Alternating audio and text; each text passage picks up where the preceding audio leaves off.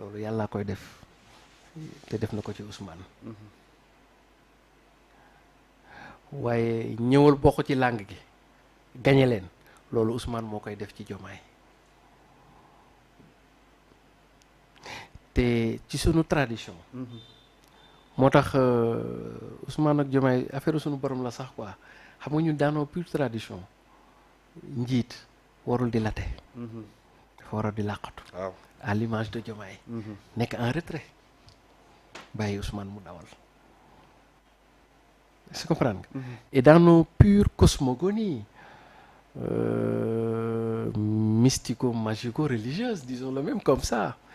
Le fait que ñu am le tandem est une chose extraordinaire maanaam Diomaye doo ko sax dégg mi ngi ci yeneen i bagages Ousmane moom ngay dégg parce que mooy premier ministre mi ngi ci ay bagages am te réeroowuñ ci benn côté. Et d'ailleurs je ne comprends pas xam nga des fois même c'est assez contradictoire mais c'est ça aussi l'être humain parce que l'être humain est sujet de ces flux et reflux. xam nga sénégalais day bëgg tey cas suba mu bëgg cararar. c'est-à-dire waaw sénégalais tey day bëgg car suba mu bëgg cararar xam nga lu ma bëgg a wax foofu. am na ñu bari ñu doon wax naan on ne veut plus d'un président omnipotent. waaw omniscient. waaw omniprésent. xam nga dañu war a wàññi les pouvoirs du président. effectivement. ah tey Diomaye ni day wàññi ñu ni non ki muy wàññi da koy muur xam nga c'est-à-dire que et c'est ça le génie du peuple sénégalais. C'est un peuple qui peut à la fois sous le même temps et sous le même rapport aimer une chose et son contraire. Autant que je m'en rappelle, Maître Wade, la traque des biens mal acquis, c'est une demande sociale. Macky Sall traque c'était bien demande mu commencé traquer Karim ñam fa mu jotool ñu ne Macky nag dafa soxor quoi lii nag mi ngi et cetera. donc yàlla noonu la ñu bindee quoi xam nga li ma la donc mais du ñun rek la ko bindee noonu c'est-à-dire que c'est la nature humaine qui est sujette au flux et au reflux de ses propres vagues. Est-ce que tu comprends? Ça c'est la nature humaine pour parler philosophie, disons-le comme ça. Moo tax souvent il y a un débat contradictoire. Mais pour man jàpp naa ni tout en étant dans la République, le duo ou le tandem Diomaye Sonko nous renvoie dans nos cosmogonies africaines. te lépp di benn.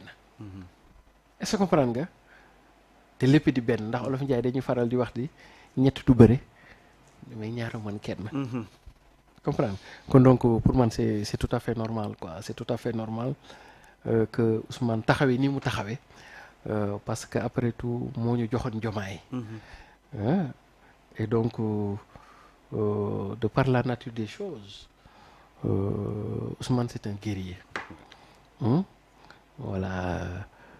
Disons que Diomaye mën na dékku affaire voilà Diomaye est plus un tacticien. mais justement maintenant bu ñuy dem ci guerre bu mu toll nii.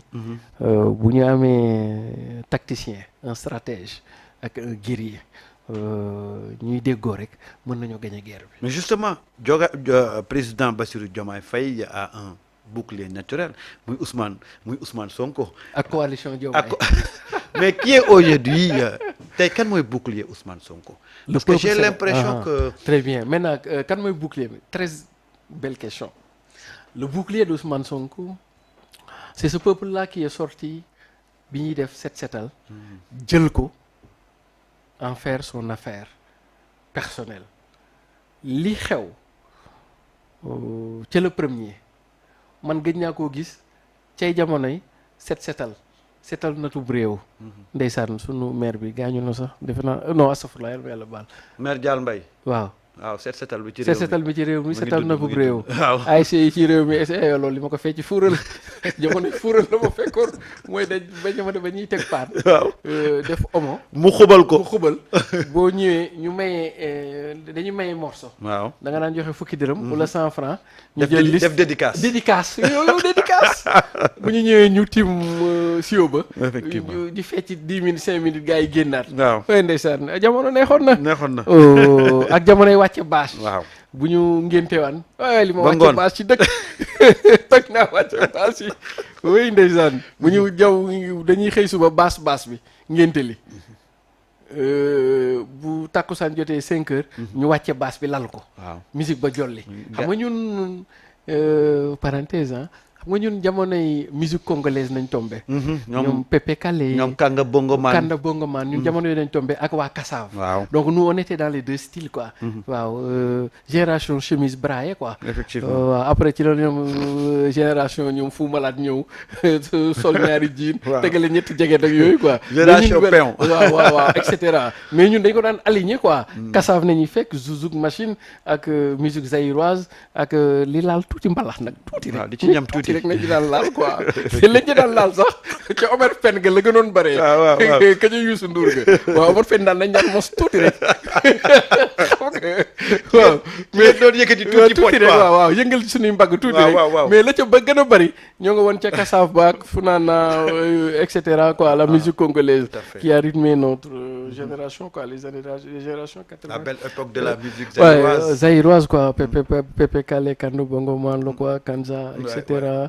ak kii boobu ak Nayanko Bell Aïcha Koné oh la belle époque quoi Monique Seka Missoué madame Missoué oh non mais ça réveille de Kassa vieux oui c'est souvenirs lui Kassa ouais ay tam 2000 oui là très bien maa ngi fàttaliku sax xam nga ñun temps booy rek Kassa dañu dëppoon seen benn way mooy papa médecin maman sage-femme pourquoi l'enfant tombe-t-il malade Zouka comme mon ami oh là là oh le vieux temps oh le vieux temps le vieux temps c'était bon c'était bon bu ñu bëggee nag wane ni léegi ñi ngi jëm mag ñu dem ca Salsaga waaw Salsaga moom boo daan déclassé nag fa ngay dem nag moom waaw xam nga alors soo bëggee bu bëgg waa gars yi ne léegi man déclassé naa léegi nag moom ca Salsaga moo tax moo lay yóbbu très bien moo tax ñun suñu génération yëpp on a été des grands danseurs de salsa parce que cembeeg funaana